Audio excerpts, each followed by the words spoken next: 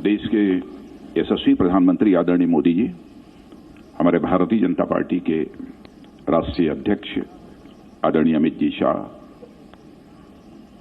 हमारी भारत सरकार की विदेश मंत्री बहन सुषमा जी, भारत सरकार के वित्त मंत्री श्रीमान अरुण जेटली जी,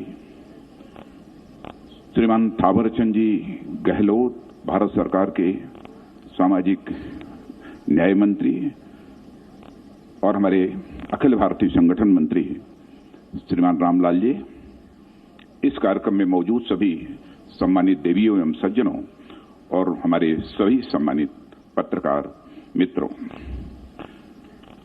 अभी आपके समक्ष संकल्प पत्र हमारे आदरणीय प्रधानमंत्री जी के द्वारा और आदरणीय अध्यक्ष जी के द्वारा विमोचित हुआ है। यह संकल्प पत्र कैसे तैयार हुआ है, इसके संबंध में बहुत ही संक्षिप्त में आप सबको मैं जानकारी देना चाहूंगा।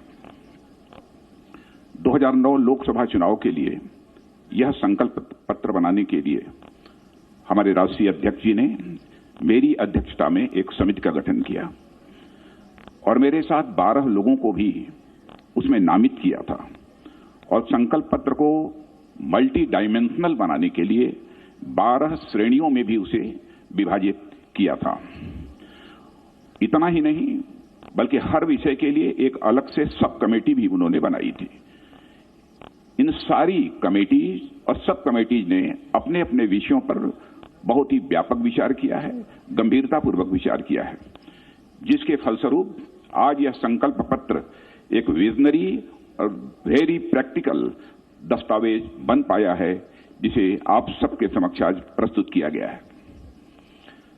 मित्रों, इस संकल्प पत्र के माध्यम से हम नए भारत के निर्माण में 130 करोड़ देशवासियों की आकांक्षाओं को विजन डॉक्यूमेंट के रूप में प्रस्तुत कर रहे हैं। यह संकल्प पत्र आपके बीच रखते हुए मुझे संतोष की ही अनुभूति नहीं हो रही है, बल्कि गौरव की भी अनुभूति हो रही है कि हमारे संकल्पों में करोड़ों देशवासियों की सहभागिता का भी पूरी तरह से समावेश है। भारत के मन की बात, जिसकी चर्चा भी भूपेंद्र जी यादव ने की है, के माध्यम से देश के सभी क्षेत्रों, सभी वर्गों और सभी समुदायों के साथ विस्तृत एवं व्यापक संवाद के बाद अपने दृष्टिकोण का यह दस्तावेज आज हम लोगों ने देश के सामने रखा है।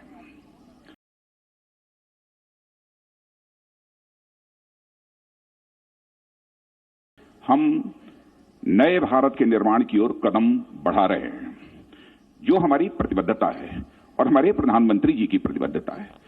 2014 के बाद हमारे यशस्वी प्रधानमंत्री मोदी जी के नेतृत्व में देश विकास की राह पर तेजी के साथ बढ़ा है। जैसा अभी राष्ट्रीय अध्यक्ष जी ने बताया कि वर्ल्ड की इस समय फास्टेस्ट ग्रोइंग इकोनॉमी यदि किसी कंट्री की है तो वह भारत की है। अंतर्राष्ट्रीय जगत में भारत की प्रतिष्ठा बढ़ी है और हम अब धीरे धीरे वर्ल्ड की टॉप 3 कंट्रीज में, इकोनॉमी की साइज को लेकर वर्ल्ड की टॉप 3 कंट्रीज में आना चाहते हैं। यह हमारा संकल्प है। 2014 के पहले यूपीए के शासनकाल में ठप पड़े विकास को पुनः पटरी पर लाना, यह हमारी सरकार के लिए बहुत चुनौती भरा काम था, परंतु हमारी सरकार ने इस चुनौती को स्वीकार किया और इस संबंध में हमने कामयाबी भी हासिल की। जहां तक हमारे प्रधानमंत्री जी का प्रश्न है और उनके नेतृत्व की सरकार, इन दोनों के प्रति मैं विश्वास के साथ कह सकता हूं कि देश की जनता का विश्वास भी बढ़ा है और विश्वास ही नहीं बढ़ा है बल्कि देश की जनता का भरोसा भी उनके प्रति बढ़ा है। इसमें भी कहीं दो मत नहीं है कि विकास का चक्का इस समय तेजी के साथ चलना प्रारंभ हुआ है। जहां आवश्यक हुआ है चेंजेज करने में भी रंच मात्र संकोच नहीं किया है। जहां तक देश की बाह्य और आंतरिक सुरक्षा का प्रश्न है, उसको सुनिश्चित करने के लिए हमने भरपूर प्रयत्न किया है और देशवासियों के मन में सुरक्षा का भाव भी पैदा करने में काफी हद तक कामयाबी हासिल की है। यह सब करते हुए हमने एक रेस्पॉन्सिबल, एक सेंसिटिव और एक फॉर्म कन्विक्शन वाली सरकार की मिसाल देशवासियों के समक्ष प्रस्तुत की है। हमारी सरकार ने पीपुल पार्टिसिपेशन को गुड गवर्नेंस का एक महत्वपूर्ण अंग माना है। हमने पॉलिसी मेकिंग में भी लोगों की भागीदारी तय की है और इस संकल्प के निर्माण में भी जन भागीदारी को पूरी तरह से सुनिश्चित करने की भरपूर कोशिश की है। भारत के मन की बात को जानने के लिए हम लोगों ने एक लंबा कार्यक्रम चलाया है। हमने करोड़ों लोगों से संपर्क किया है और अलग अलग माध्यम से लाखों सुझाव भी हमको प्राप्त हुए हैं। लगभग 300 रथ, लगभग 7,700 सुझाव पेटियां और 110 से अधिक संवाद कार्यक्रम और 4,000 से अधिक भारत के मन की बात के कार्यक्रम यह संपन्न हुए हैं। इतना ही नहीं, हम लोगों ने सोशल मीडिया का भी सहारा लिया है। सोशल मीडिया के माध्यम से भी लोगों के मन की बात को समझने की हम लोगों ने अपनी तरफ से भरपूर कोशिश की है। साथ ही विशेषज्ञों के साथ भी हमारे टीम के जो प्रमुख सदस्य थे उनका बैठना हुआ है, हम लोगों का भी उनके साथ बैठना हुआ है, उनके साथ भी हम लोगों ने परामर्श किया है। जहां तक इस संकल्प पत्र का प्रश्न है, हमारा संकल्प पत्र पिछले 5 वर्षों की उपलब्धियों को आधार मानकर अगले 5 साल में हम आगे ले जाने के लिए देश को हम अपना यह दृष्टि पत्र आज प्रस्तुत हम लोगों ने किया है। 130 करोड़ देशवासियों की आकांक्षा को पूरा करने वाला यह हमारा संकल्प पत्र है। आजादी के 75 वर्ष पूरे होने पर जिस नए भारत के निर्माण के प्रति हमारी सरकार की प्रतिबद्धता है, उसे दोहराते हुए यह संकल्प पत्र आज आदरणीय प्रधानमंत्री जी की, आदरणीय अध्यक्ष जी के द्वारा देश को समर्पित किया गया है। मित्रों, मैं यह भी कहना चाहूंगा, जब भी चुनाव होते हैं, बराबर घोषणा पत्र और तरह तरह के नामों से माने मैनिफेस्टो हर राजनीतिक पार्टी के द्वारा जारी किया जाता है। इतना ही नहीं, चुनावों के द्वारा राजनीतिक पार्टी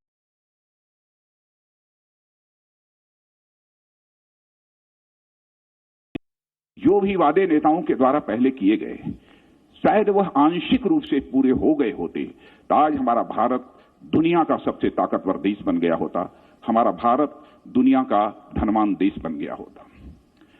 नेताओं की कृति और कथन, वर्ड्स और डीड्स, इनमें अंतर होने के कारण ही भारत में एक विश्वास का संकट, क्राइसिस ऑफ क्रेडिबिलिटी पैदा हुई है। और मैं कहना चाहूंगा कि हमारे प्रधानमंत्री जी का बार बार आग्रह रहता है कि भारत की राजनीति में जो एक क्राइसिस ऑफ क्रेडिबिलिटी पैदा हुई है, इसको भी हमें चुनौती के रूप में स्वीकार करना है। और मैं कह सकता हूं कि 2014 में जो हम लोगों ने घोषणा पत्र जारी किया था, उसमें मैं पार्टी का राष्ट्रीय अध्यक्ष था। हमारे प्रधानमंत्री जी के नेतृत्व में इस सरकार ने उसे पूरा करने की अपनी तय भरपूर कोशिश की है। जो कहा था उसे किया था, यानी क्राइसिस ऑफ क्रेडिबिलिटी को हम लोगों ने चुनौती के रूप में स्वीकार किया है और हम उस पर विजय प्राप्त करने में भी कामयाब रहे हैं। मैं इस संकल्प पत्र के कुछ प्रमुख बिंदुओं की तरफ आपका ध्यान आकर्षित करना चाहूंगा। विस्तार में यदि मैं जाऊंगा तो लंबा समय लगेगा। जहां तक इस संकल्प पत्र का प्रश्न है, यह वेबसाइट पर अपलोड हो चुका है, आप लोगों तक थोड़ी ही देर में पहुंच जाएगा या पहुंच गया होगा। राष्ट्रवाद के प्रति हमारी पूरी प्रतिबद्धता है और इतना ही नहीं, आतंकवाद का जहां तक प्रश्न है, उसके प्रति हमारी जीरो टॉलरेंस की पॉलिसी थी, है और जब तक आतंकवाद समाप्त नहीं होगा तब तक हमारी यह जीरो टॉलरेंस की पॉलिसी आतंकवाद के प्रति रहेगी। यूनिफॉर्म सिविल कोड, इसके प्रति, इसको लागू करने के प्रति हमारी प्रतिबद्धता थी, है, इस काम को करेंगे। भारत में होने वाले इनफिल्ट्रेशन, अवैध घुसपैठ को रोकने के लिए जितनी भी सख्ती करनी होगी हम वो सख्ती करेंगे, लेकिन घुसपैठ को पूरी तरह से रोकेंगे। सिटीजनशिप अमेंडमेंट बिल के बारे में भी स्पष्ट करना चाहता हूं कि बिल्कुल 2 टूक शब्दों में सिटीजनशिप अमेंडमेंट बिल को हम संसद के दोनों सदनों से पास कराएंगे और उसे हम लागू करेंगे। लेकिन यह भी आश्वस्त करना चाहते हैं, हम किसी भी राज्य की, चाहे कल्चरल हो अथवा लिंग्विस्टिक हो, आइडेंटिटी पर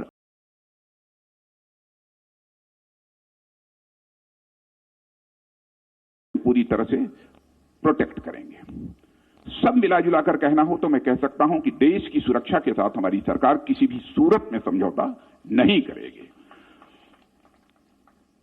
राम मंदिर का जहां तक प्रश्न है, पिछले चुनावी घोषणा पत्र में भी हम लोगों ने जो संकल्प किया था उसी संकल्प को हम दोहराते हैं। सभी संभावनाओं को तलाश करेंगे और हमारा यह प्रयत्न होगा कि जल्दी से जल्दी सौहार्दपूर्ण वातावरण में भव्य राम मंदिर का निर्माण हो जाए। मैं यहां पर जो इस देश का सबसे बड़ा प्रोड्यूसर और सबसे बड़ा कंज्यूमर है, फार्मर, उसके बारे में कहना चाहूंगा। हमारे प्रधानमंत्री जी ने शासन की बागडोर संभालते ही कहा था कि हम 2022 आते आते किसानों की आमदनी दोगुना करेंगे। यह हम फिर से अपने उसी संकल्प को दोहरा रहे हैं और उस दिशा में हम 5 वर्षों में तेजी से आगे बढ़े हैं। घोषणा इस संकल्प पत्र में यह भी कहा है कि 1 लाख तक का जो क्रेडिट कार्ड पर लोन मिलता है, 1 लाख तक का क्रेडिट कार्ड पर जो लोन मिलता है, उस पर 5 वर्षों के लिए रेट ऑफ इंटरेस्ट 0% होगा, 0% ब्याज दर पर 1 लाख का वो कर्ज लेंगे।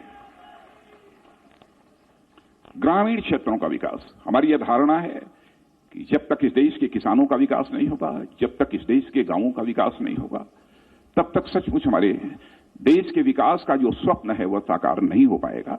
इसीलिए दृढ़ इच्छा शक्ति का परिचय देते हुए हम लोगों ने फैसला किया है कि हमारे प्रधानमंत्री जी ने, अध्यक्ष जी ने, कि 25 लाख करोड़ तक का ग्रामीण क्षेत्र के विकास पर 5 वर्षों में खर्च करेंगे। 25 लाख करोड़। अभी हाल में ही एक किसान सम्मान निधि योजना आदरणीय प्रधानमंत्री जी के द्वारा लॉन्च की गई थी। यानी एक इनकम सपोर्ट था इस देश के किसानों के लिए। 6,000 रुपया प्रतिवर्ष जिनके पास 2 हेक्टेयर से कम की जमीन है उनको दिया जाएगा। पहली किस्त जा चुकी है, दूसरी किस्त जाने वाली है। लेकिन मैं यहां प्रशंसा करना चाहता हूं प्रधानमंत्री जी की संवेदनशीलता को। जब इनके साथ इस संकल्प पत्र को तैयार करने के लिए बैठे थे तो इन्होंने ये कहा, प्रधानमंत्री जी ने, कि मुझे कुछ अजीबोगरीब लगता है कि हम कोई भी लाभ यदि देना है तो केवल कुछ ही लोगों तक हम क्यों सीमित रखना चाहते हैं।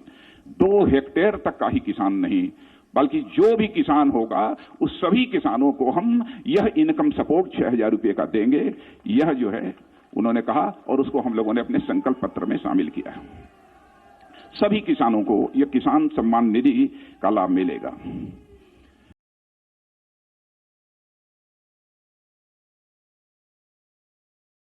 इतिहास में शायद किसी ने सोचा नहीं होगा कि स्मॉल और मार्जिनल फार्मर्स, छोटे और सीमांत किसानों को पेंशन की सुविधा भी देंगे। 60 वर्ष के बाद पेंशन की सुविधा भी देंगे। राष्ट्रीय व्यापारी आयोग, हमारे देश के व्यापारी समाज की बहुत लंबे अरसे से यह मांग चली आ रही थी। आयोग बहुत सारे बन गए, लेकिन ट्रेडर्स का, बिजनेसमैन का, इनकी चिंता करने वाला अभी तक कोई आयोग नहीं बना। तो इस संकल्प पत्र में हम लोगों ने यह संकल्प लिया है कि हम राष्ट्रीय व्यापार आयोग बनाएंगे।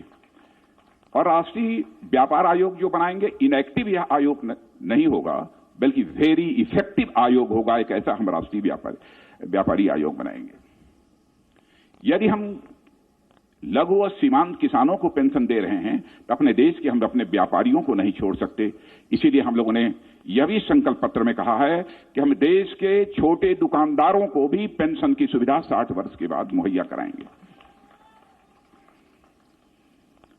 समावेशी विकास, इंक्लूसिव ग्रोथ इस देश का होना चाहिए। यह हम सबकी चाहत है। समाज के सभी वर्ग, चाहे एससी हो, चाहे एसटी हो, चाहे महिला हो, दिव्यांग हो, कोई छूटे ना, सबका विकास होना चाहिए। यह इसका पूरा संकल्प हम लोगों ने अपने संकल्प पत्र में लिया है। और मैं आपसे निवेदन करूंगा कि आप जो हमारा संकल्प पत्र है उसके डिटेल में, उसके विस्तार में जाएं तो सारी चीजें आपको वहां पर मिल जाएंगे। एक संकट, और संकट ही नहीं बल्कि वैसे देश की एक चुनौती भी मानता हूं, जो समय समय पर पैदा हुआ है, रीजनल डेवलपमेंट को लेकर रीजनल इम्बैलेंस, क्षेत्रीय असंतुलन। हम लोगों ने यह तय किया है कि भारत के अंदर जो रीजनल इम्बैलेंस है उसको हम समाप्त करके ही दम लेंगे। और मैं प्रधानमंत्री जी को विशेष रूप से बधाई देना चाहता हूं। जब से आपने प्रधानमंत्री की जिम्मेदारी सौंपी है, बराबर आपने इसकी चर्चा की है और क्षेत्रीय असंतुलन को कम करने के लिए धीरे धीरे उसे पूरे समाप्त करने के लिए आपने कई प्रभावी कदम भी उठाए हैं। एक और आपको याद दिलाना चाहता हूं, प्रधानमंत्री जी ने यह भी कहा था, चुनाव को लेकर इस देश को बहुत बड़े खर्च का वहन करना पड़ता है, बहुत बड़े खर्च की जिम्मेदारी संभालनी पड़ती है। पैसा किसका खर्च होता है? जो हमारे देश के आम नागरिकों की जेब से पैसा आता है, करों के रूप में, वही खर्च होता है। कोई भी संवेदनशील प्रधानमंत्री होगा, स्वाभाविक रूप से उसके मन के अंदर यह भाव पैदा होगा। तो प्रधानमंत्री जी ने उसी समय कहा, देश की जनता का आह्वान किया था, इस पर बहस होनी चाहिए कि देश में सारे चुनाव साथ हों, हर महीने चुनाव नहीं होने चाहिए। तो यह भी हम लोगों ने यह संकल्प इसमें लिया है कि हम इस पर बहस करेंगे और इस पर कंसेंसस बनाएंगे, यह भी हम लोगों का संकल्प है। गुड गवर्नेंस का जहां तक प्रश्न है, गुड गवर्नेंस के बारे में मैं समझता हूं कि कोई बहुत लंबी चौड़ी बात करने की आवश्यकता नहीं है। यह सभी स्वीकार करते हैं। यहां पर हमने बहुत सारे स्ट्रक्चरल और प्रोसीजरल रिफॉर्म्स किए हैं, वहीं पर सिस्टम में भी काफी चेंजेस लाए हैं। उदाहरण तो हमारे पास कई हैं, लेकिन मैं एक का उदाहरण देना चाहता हूं, direct benefit transfer system. Direct benefit transfer system से जो सहायता, चाहे वो विडो पेंशन हो, ओल्ड एज पेंशन हो, चाहे वो कोई सब्सिडी हो, यह पहले मिडिल मैन के माध्यम से जो लोगों के द्वारा पहुंचती थी, अब वो डायरेक्ट बेनिफिट ट्रांसफर सिस्टम के माध्यम से पहुंचना प्रारंभ हुई है। जिसका परिणाम यह हुआ है कि हम लोगों ने 1,10,000 करोड़ रुपए की बचत की है। सिस्टम में चेंज लाने का यह लाभ होता है, प्रोसीजर्स में चेंज लाने का इतना बड़ा यह लाभ होता है। मजबूत करेंगे। हमारे केंद्र राज्य सरकारों के संबंध बहुत ही बेहतर हों, प्रगाढ़ हों। हम उसको और अधिक मजबूत करने के लिए जो भी आवश्यक होगा कदम उठाएंगे। मैं मित्रों यहां बहुत ही संक्षेप में एक और चर्चा करना चाहता हूं कि हमारे प्रधानमंत्री जी ने अपनी प्रतिबद्धता दोहराई है बार बार कि 2022 तक हम नए भारत का निर्माण करेंगे, जब आजादी के 75 वर्ष पूरे होंगे। तो उसको पूरा करने के लिए हम क्या क्या करने वाले हैं। तो ऐसे हमने लगभग 75 स्टेप्स, 75 कदम तय किए। मैं उनमें से सारे पॉइंट्स की चर्चा नहीं करूंगा, लेकिन कुछ सैलिएंट पॉइंट्स। 2022 तक किसानों की आय को 2 गुना करेंगे और 60 वर्ष की आयु के उपरांत सामाजिक सुरक्षा सुनिश्चित करने के लिए छोटे और सीमांत किसान हेतु पेंशन योजना, इसकी मैंने चर्चा कर दी है। प्रधानमंत्री कृषि सिंचाई योजना के अंतर्गत सभी सिंचाई परियोजनाएं पूरी करने की दिशा में काम करेंगे, क्योंकि 20 साल, 25 साल, 30 साल से इरिगेशन के बहुत सारे प्रोजेक्ट जो है लंबित पड़े हुए हैं, उन्हें पूरा करेंगे। और मूलधन के सामान्य पर भुगतान की शर्त पर 0% ब्याज दर पर 1 से 5 वर्ष के लिए 1 लाख रुपए तक का हम कृषि ऋण देंगे, इसकी भी चर्चा की है मैंने। और लैंड रिकॉर्ड का डिजिटाइजेशन करेंगे, उसका जो है हम डिजिटीकरण करेंगे। युवाओं के लिए और शिक्षा के क्षेत्र में कई कदम हैं, लेकिन 2 की मैं यहां चर्चा करना चाहूंगा। उत्कृष्ट प्रबंधन संस्थाओं में सीटों की संख्या बढ़ाने के दिशा में भी हम काम करेंगे। हम सीटों की संख्या मैनेजमेंट के जितने भी इंस्टीट्यूट्स हैं उसमें बढ़ाने का प्रयत्न करेंगे। जो हमारे एक्सेलेंट, हमारे इंजीनियरिंग इंस्टीट्यूशंस हैं, उनमें भी हम सीटों के नंबर को बढ़ाएंगे। एक्सेलेंट इंजीनियरिंग कॉलेजेस, जो संस्थाएं हैं इंजीनियरिंग की, उनमें भी हम बढ़ाएंगे। और इतना ही नहीं, लॉ से जुड़े जितने भी इंस्टीट्यूट्स हैं, लॉ कॉलेजेस हैं, उनमें भी सीटों को बढ़ाने की दिशा में हम कदम उठाएंगे। बुनियादी ढांचा माने एक इंफ्रास्ट्रक्चर डेवलपमेंट के लिए प्रत्येक परिवार के लिए पक्का मकान, जिसको कि अध्यक्ष जी ने भी कहा है। अधिक से अधिक ग्रामीण परिवारों के लिए एलपीजी गैस सिलेंडर, लेकिन अध्यक्ष जी ने कहा है कि हम सभी गरीब परिवारों के लिए एलपीजी गैस सिलेंडर मुहैया कराएंगे, तो हम इस लक्ष्य को हासिल करके ही दम लेंगे। सभी घरों का 100% विद्युतीकरण, power in every village, power for all, यही लक्ष्य रखकर हमारी यह सरकार मोदी जी के नेतृत्व में काम कर रही है। प्रत्येक घर में शौचालय, 98% घरों में इस लक्ष्य को हमने हासिल किया है। सभी घरों में स्वच्छ पेयजल की उपलब्धता, यह भी हम करेंगे। सभी घरों में स्वच्छ जल पीने के लिए मिले, पीने का पानी मिलना चाहिए। नेशनल हाईवेज का काम बहुत अच्छा हुआ है।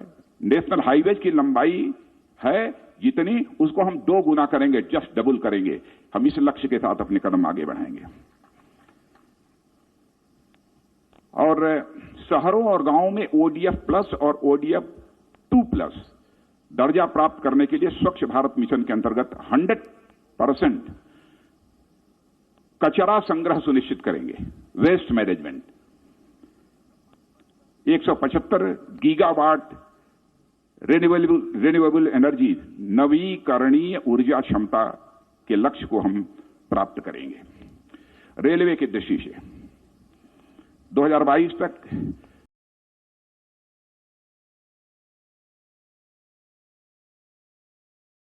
रेल पटरियों का ब्रॉड गेज में परिवर्तन हो जाए। 2020 तक यह भी हम लोगों की कोशिश होगी कि सभी रेल पटरियों का इलेक्ट्रिफिकेशन, विद्युतीकरण, वो पूरा हो जाए। हेल्थ की दृष्टि से आयुष्मान भारत के अंतर्गत 1.5 lakh health and wellness centre खोले जाएंगे। यह सिर्फ काम चल रहा है। 75 नए मेडिकल कॉलेजेस और पोस्ट ग्रेजुएट मेडिकल कॉलेजेस की भी स्थापना की जाएगी।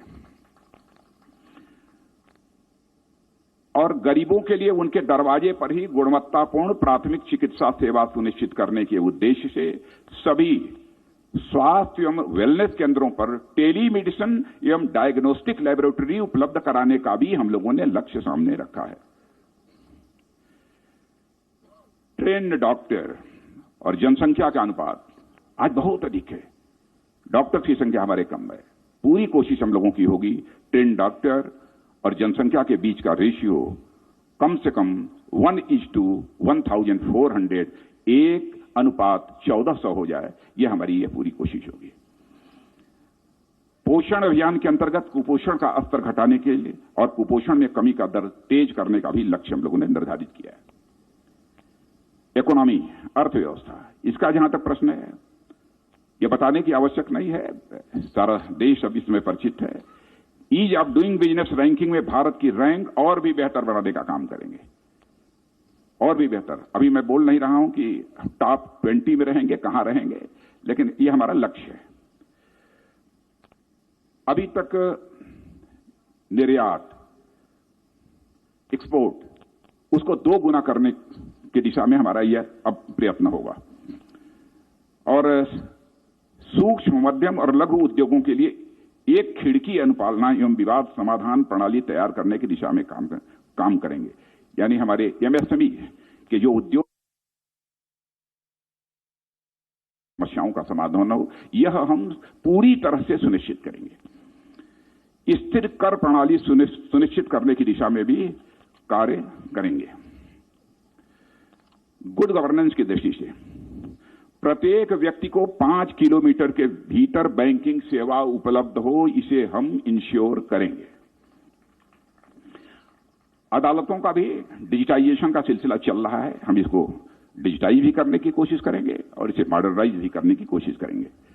डिजिटल ट्रांजैक्शन, डिजिटल लेन देन को भी हम बढ़ावा देंगे।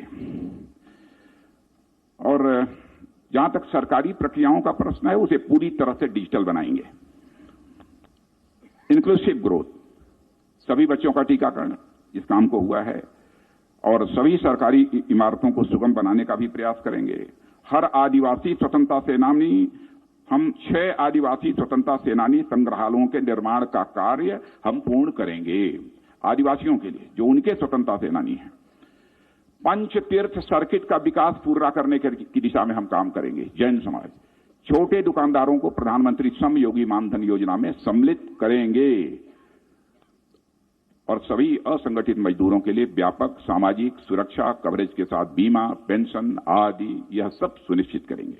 महिलाओं के लिए महिला कार्यबल भागीदारी दर बढ़ाने की दिशा में काम करेंगे।